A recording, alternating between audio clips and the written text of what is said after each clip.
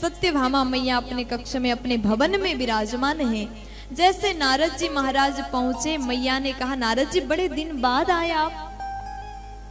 अब मैया ने जैसे पूछा, नारद जी बोले कि हम घूम रहे थे, घूमते हुए मेरा मन हुआ प्रभु का दर्शन कर ले, इसलिए हम आ गए। और मैया आप कैसे हो, बातचीत हुआ, कुशल मंगल प्रश्न आदि हुआ। और उसके बाद नारद जी कहते मैया हम यहाँ आने से पहले स्वर्ग गए थे। मैया ने कहा अच्छा फिर? तो नारद जी बोले स्वर्ग से जब मैं आया तो एक पुष्प लेके आया था, जिस फूल का नाम, पुष्प का नाम है पारिजात। आपने कभी देखा है? मैया बोली मैंने नहीं देखा, दिखाइए। नारद जी कहते हम लेके तो आए थे लेकिन हमने भगवान को दे दिया। मैया बोली तो अच्छा है, प्रभु को अगर दिया है तो जरूर देख लूंगी।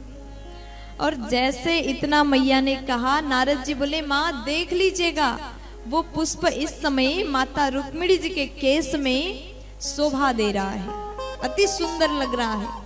मैया ने कहा ठीक है। नारद जी वहां से चले गए। लेकिन माता सत्यभामा को अब क्रोध आया। किस लिए क्रोध आया? मैया सोचती है भगवान ने हमको पुष्प नहीं दिया और रुक्मिणी के केस में लगा दिया।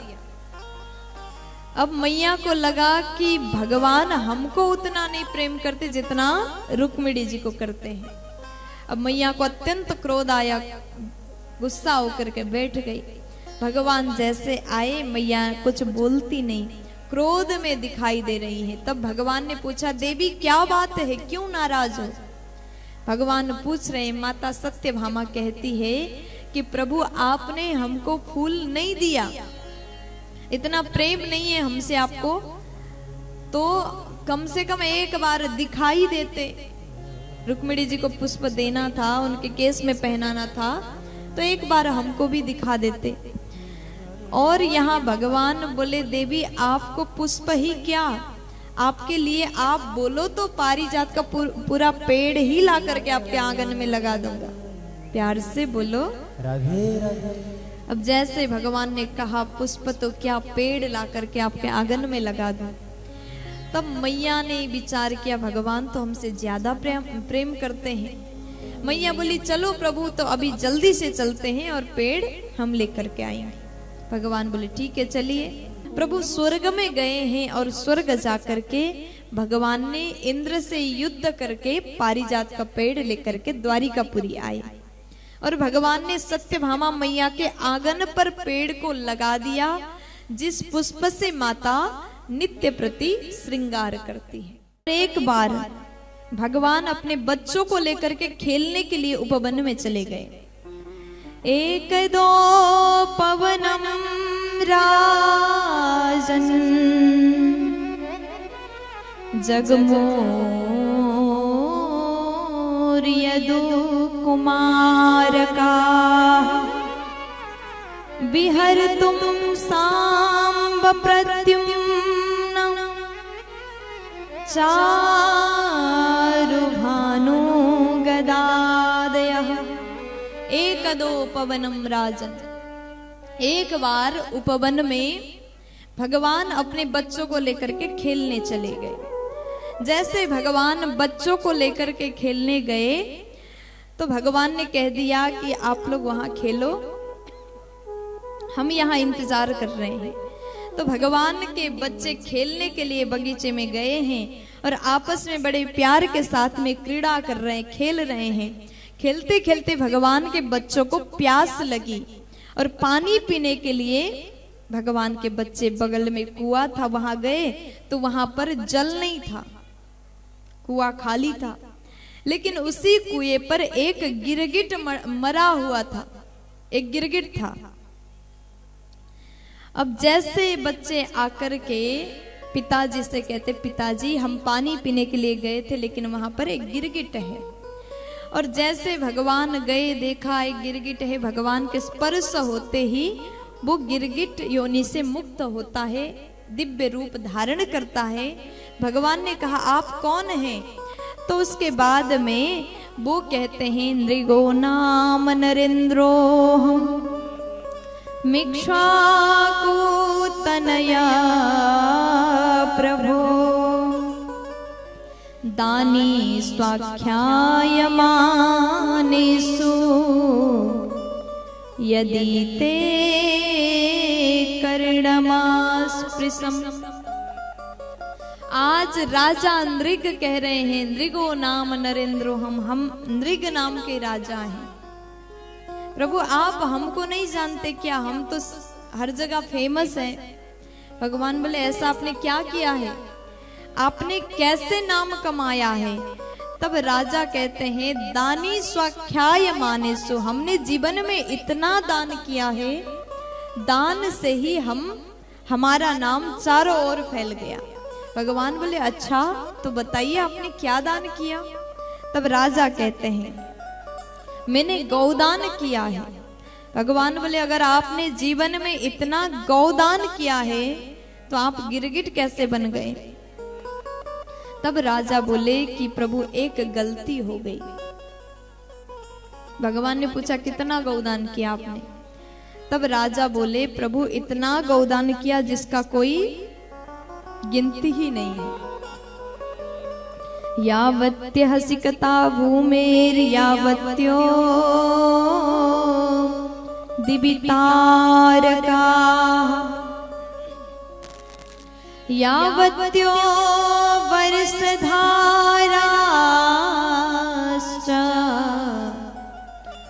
तावतीर्ददां स्मगाः।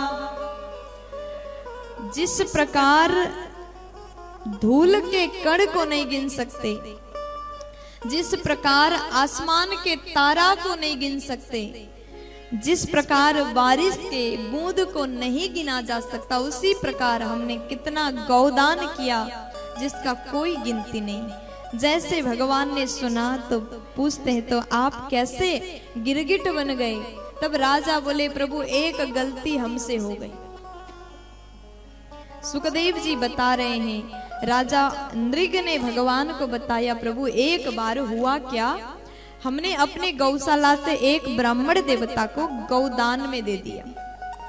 गौदान किया, थोड़ी देर बाद वो गाय आकर के हमारे गौशाला में मिल गई, जो बात हमें नहीं पता था। और कुछ क्षण बाद एक और ब्राह्मण आए, उनको हमने गौदान किया, गलती से वही गाय दोबारा दान में चला गया। अब थोड़ी देर बाद दोनों ब्राह्मण आए, ब्राह्मणों ने कहा महाराज आपने वो गाय हमको दिया था। दिया तो था, मना नहीं कर सका। मैंने कहा हाँ जी दिया था, सिर हिलाया। दूसरे ब्राह्मण ने कहा महाराज आपने हमको भी गौदान किया था, सिर हिलाए। दोनों ब्राह्मण को बड़ा क्रोध आया। दोनों कहते महाराज आपने हमारा गाय किसी और को दे दिया और आप निर्णय नहीं ले पा रहे किसको दिया किसको नहीं दिया, बोल नहीं पा रहे हैं।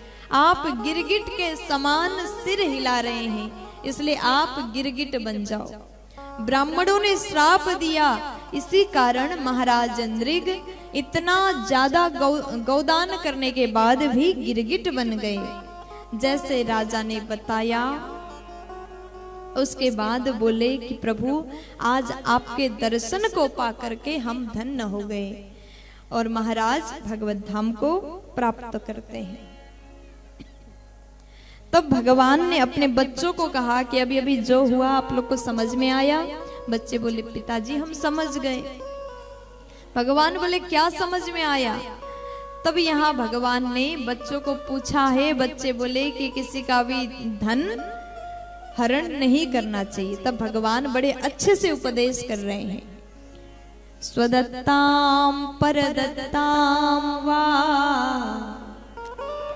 ब्रह्म वृत्तिम हरेचया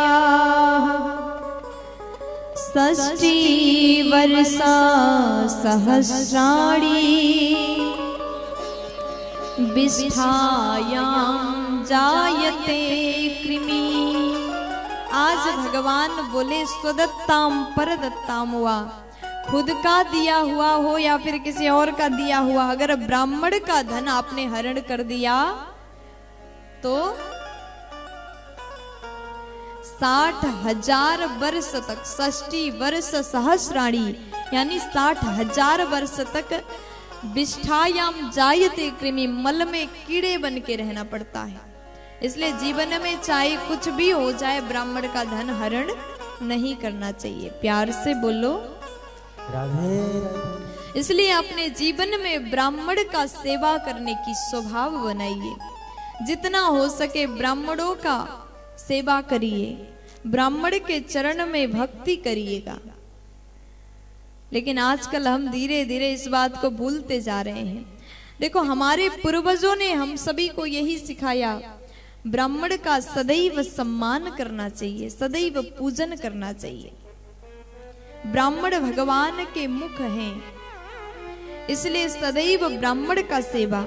भगवान यदुकुल में आए, फिर भी भगवान ने ब्राह्मणों का सेवा किया है। अपने जीवन भर भगवान कृष्ण ने ब्राह्मण का सेवा पूजन किया।